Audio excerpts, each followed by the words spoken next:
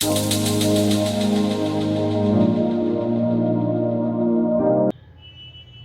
Students, नमस्कार। एक बार फिर से आपका स्वागत है अपनी क्लास के अंदर। ठीक है, पिछली क्लास के अंदर हमने बात करी थी कि जो मेल रिप्रोडक्टिव सिस्टम है, यानी कि पुष्प का नर जनांग जो है उसकी अपन ने बात कर ली थी। ठीक है, अपन अब जो बात करने वाले हैं वो मादा जनन की बात करने वाले हैं, क्योंकि स्टूडेंट्स अगर आपको पता हो तो अपन ने पहले आरंभ में जब हमने ये टॉपिक स्टार्ट किया था तो मैंने आपसे कहा था बेटा कि जो पुष्पी पादपों के अंदर, पुष्पी पादपों में लैंगिक जनन की जो क्रिया होती है वो 3 स्टेप्स में पूरी होनी है। वही 3 चरण होंगे, निषेचन से पूर्व, निषेचन और निषेचन के बाद। तो अपन यहां पर बात करने वाले हैं कि निषेचन से पूर्व जो युग्मकों का जो निर्माण होता है वो यानी कि उन लैंगिक अंगों के अंदर होता है। तो हमने यानी कि नर युग्मक का निर्माण हमने पढ़ लिया था पिछली क्लास के अंदर। ठीक है, अब इस क्लास के अंदर अपन पढ़ने वाले हैं स्टूडेंट्स यानी कि जायांग के बारे में पढ़ने वाले हैं अपन। ठीक है, जायांग। ठीक है, गाइनोसियम जिसको अपन बोलते हैं गाइनोसियम। ठीक है, यानी कि जायांग के बारे में अपन पढ़ने वाले हैं। जायांग देखिए स्टूडेंट्स, यानी कि जायांग जो होता है वो पुष्प का मादा जननांग है।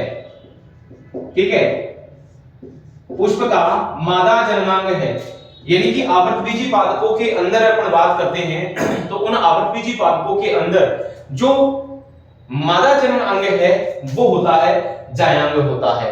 ठीक है, वो क्या होता है? जायांग होता है। हमने नर जनांग जो है वो हमने पढ़ा था, किसको? पुंकेसर को पढ़ा था। और उसी के अंदर हमने 2 नर युग्मकों का, जिन लोगों ने हमारी पिछली वीडियो नहीं देखी है वो पिछली वाली वीडियो के अंदर आप देख सकते हैं किस तरीके से 2 नर युग्मकों का अर्थात नर युग्मकोद्भिद के द्वारा जो नर युग्मकोद्भिद का विकास और परिवर्तन जो हुआ है। ठीक है, तो उसी के अंदर हमने 2 नर युग्मकों का निर्माण कर लिया था। और मैंने आपको बताया कि निषेचन की क्रिया के लिए युग्मकों का होना आवश्यक है। ठीक है, यानी कि लैंगिक अंगों के अंदर युग्मकों का होना आवश्यक है, तभी क्या होगी? फर्टिलाइजेशन की क्रिया होगी। तो यहां पर अपन ने जब नर युग्मक प्राप्त कर लिए तो हमने को मादा युग्मक भी चाहिए। तो यहां पर अपन बात कर रहे हैं कि ये इसका मादा जननांग है। ठीक है, और इसकी जो मादा जननांग है इसकी जो इकाई है स्टूडेंट्स, हमने आरंभ में ही बताया था कि इसकी जो इकाई है वो कहलाती है स्टूडेंट्स अंडक कहलाती है। वो क्या कहलाती है? अंडक कहलाती है। अब देखिए यहां पर अपन बात करने वाले हैं। ठीक है, यदि जायांग के अंदर यदि अंडकों की संख्या यदि 1 है, अंडक यदि केवल 1 है तो इसको कहा जाएगा एकांडपी। इसको कहा जाएगा एकांडपी। ठीक है, और यदि 1 से ज्यादा है, 1 से ज्यादा है स्टूडेंट्स। ठीक है, अब आप कहेंगे सर 2 होगी, तो अगर 2 हो जाएगी तो आप उसको कह देंगे द्विअंडपी। वो जायांग अब कैसा कहलाएगा? द्विअंडपी कहलाएगा। और यदि 2 से भी ज्यादा चल रही है तो उसको आप कहेंगे बहुअंडपी। ठीक है स्टूडेंट्स, ये टर्म्स याद रखेंगे। यदि अंडकों की संख्या यदि 1 है तो उसको एकांडपी कहेंगे, 2 है तो द्विअंडपी कह देंगे, और यदि ज्यादा चल रही है तो उसको आप बहुअंडपी कह सकते हैं। जनरली एकांडपी और बहुअंडपी शब्द ज्यादा काम में लिए जाते हैं। ठीक है, यहां पर अपन ये देख रहे हैं यानी कि अंडक इसकी इकाई है और उसकी 1 या ज्यादा होने की स्थिति में उसको क्या कहा जा सकता है। ठीक है, अब देखिए स्टूडेंट्स यहां पर क्या होता है कि ये जो अंडक है ये अलग अलग भी हो सकते हैं। यानी कि अगर अंडक यदि अलग अलग हैं, अलग अलग से मतलब मेरा है कि ये दोनों यदि आपस में जुड़े हुए नहीं है, यदि अंडक आपस में जुड़े हुए नहीं है, ठीक है, तो उसको बोला जाता है, अलग अलग है तो उसको बोला जाता है वियुक्तांडपी। वियुक्तांडपी। ठीक है, वियुक्तांडपी। वियुक्त यानी कि दोनों जो भी इसमें अंडकों की जो संख्या है वो क्या है? इससे अलग अलग है। तो इसको नाम दिया गया है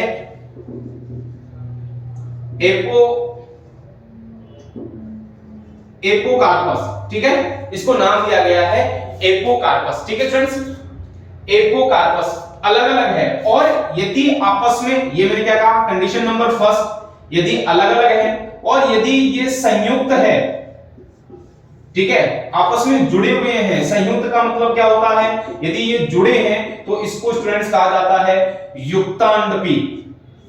ठीक है, इसको क्या कहा जाता है, अलग अलग है तो वियुक्त अंडपी, और यदि आपस में जुड़े हुए हैं, एक दूसरे से जुड़े हुए हैं, ठीक है, एक दूसरे के साथ लगे हुए हैं, तो उसको कहा जाता है वियुक्त अंडपी। ठीक है, और इसको नाम दिया जाता है स्टूडेंट्स सिनकार्पस। ठीक है, ये यहां पर इसको बोला जाता है। तो यहां पर अंडक इसकी इकाई हो गई, ठीक है, इसकी संख्या एक या अधिक हो सकती है, और ये आपस में अलग अलग और जुड़े हुए भी हो सकते हैं। ये हमने यहां पर देख लिया। अब इसकी संरचना जो होती है, जायांग की जो संरचना होती है, उसके भाग कौन कौन से होते हैं वो अपन यहां पर देखने वाले हैं। यानी कि इसकी जो संरचना के अंदर इसके भाग कौन कौन से हैं वो अपन यहां पर अब देखिए। सामान्य रूप से जब इसका अपन एक सामान्य डायग्राम बनाते हैं तो उसके सामान्य रूप से इसके अपने को इस तरीके से इसका चित्र हमको दिखाई देता है, ये इसका डायग्राम बनता है। तीन मुख्य भाग इसके दिखाई देते हैं स्टूडेंट्स। देखिए, मैं एक चीज आपको बीच में बता दूं कि मैंने अभी तक आपको एक चीज नोट की होगी कि आपने कि मैं आपको सामने यहां पर डायग्राम बनाता हूं, उससे क्या होता है कि हमको डायग्राम बनाना आता है कि सर ने डायग्राम कैसे बनाया है, मुझे भी वैसे ही प्रैक्टिस करनी होती है।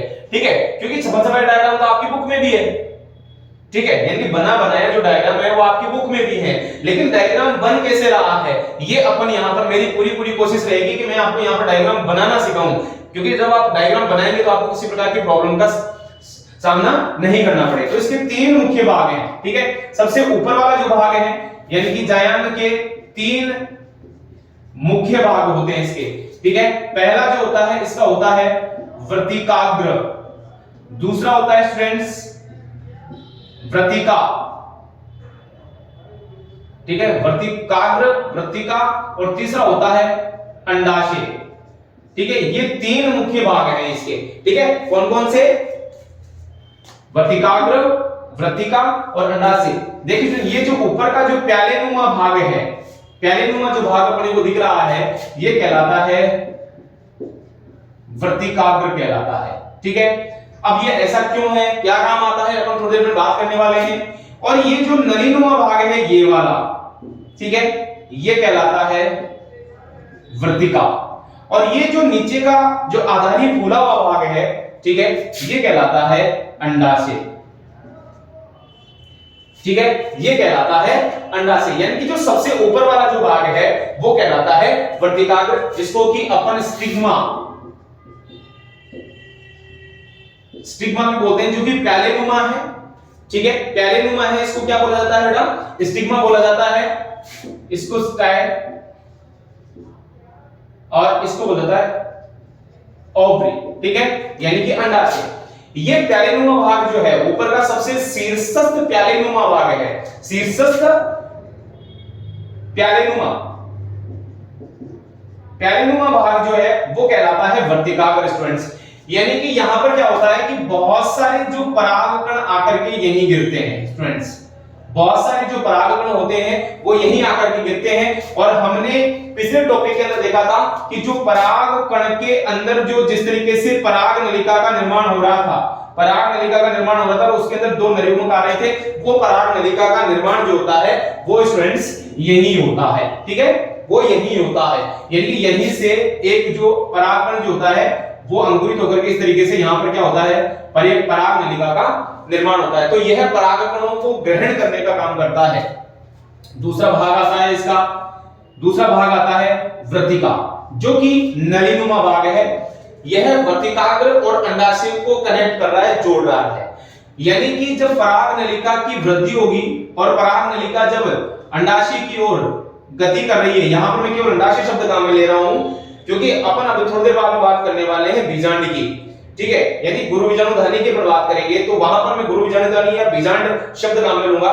तो अभी ये केवल किसकी तरफ, अंडाशय की तरफ गति करता है। तो इसी वर्तिका से होता हुआ, वर्तिकाग्र पर तो उसका अंकुरण हुआ और इसी वर्तिका से होता हुआ वो अंडाशय की तरफ गति करता है। अर्थात इस पराग नलिका को अंडाशय की तरफ भेजने का जो कार्य है वो किसका काम है, वर्तिका का है। अंडाशय तीसरा भाग आता है। अंडाशय जो स्टूडेंट्स हुआ है वो सबसे इसके नीचे का भाग है, सबसे नीचे का भाग है, यानी कि जो कि आधारी फूला हुआ भाग है। आधारी फूला हुआ भाग होता है जिसके अंदर की एक वृंतनुमा संरचना बीजांड उपस्थित होती है, जो कि एक वृंत से, देखिए मैंने यहां से बनाई है, ये बीजांड जो है वो वृंत से जुड़ी हुई है। बीजांड जो है वो एक वृंत से जुड़ी हुई है और इसी के अंदर जो है आपका मादा युग्मक का निर्माण होना है। ठीक है, तो ये जो संरचना होगी इसके बारे में अपन आगे पढ़ने वाले हैं, जो कि क्या है, बीजांड है। तो इसी की तरफ ये गति करता है, तो इसी के अंदर क्या होता है, बीजांड होता है। और स्टूडेंट्स यहां पर देखिए, यानी कि ये आधारित चौड़ा हुआ भाग है, जबकि ये पतला नलीनुमा भाग है और वो प्यालेनुमा भाग है। ये वर्तिका जो है वर्तिकाग्र और अंडाशय को कनेक्ट करने का, अर्थात दोनों को जोड़े रखने का कार्य करता है। ठीक है, इन दोनों को जोड़े रखने का कार्य करता है। तो यहां पर जो परागकण आ जाता है, तो पराग नलिका इसी से गति करती हुई, यहीं से गति करती हुई कहां तक आती है स्टूडेंट्स, बीजांड की तरफ आती है। मैंने भी थोड़ी देर पहले अपन बीजांड की बात करने वाले हैं, अब इसकी बीजांड की संरचना को अपन अगले वीडियो में देखेंगे। ठीक है, तो यहां तक आती है और यहां पर क्या होती है कि उन नर युग्मकों को लेकर के आती है, जो कि आगे फर्टिलाइजेशन के लिए कार्य करेंगे। तो इस तरीके से एक जायांग के मुख्य रूप से ये तीन मुख्य भाग हैं। ठीक है, ये जायांग के एक मुख्य रूप से तीन मुख्य भाग हैं, जिनके अपने यहां पर अपने क्या किया है, वर्णन किया है। ठीक है, तो स्टूडेंट्स यहां पर अपन यही इसको, यानी कि इस टॉपिक को यही रोकते हैं। ठीक है, अब अगले टॉपिक के अंदर अपन बात करने वाले हैं किसकी, अपन बात करेंगे बीजांड की बात करेंगे। ठीक है, किसकी बात करेंगे, बीजांड की। ठीक है, तो इस वीडियो में इतना ही। Thank you.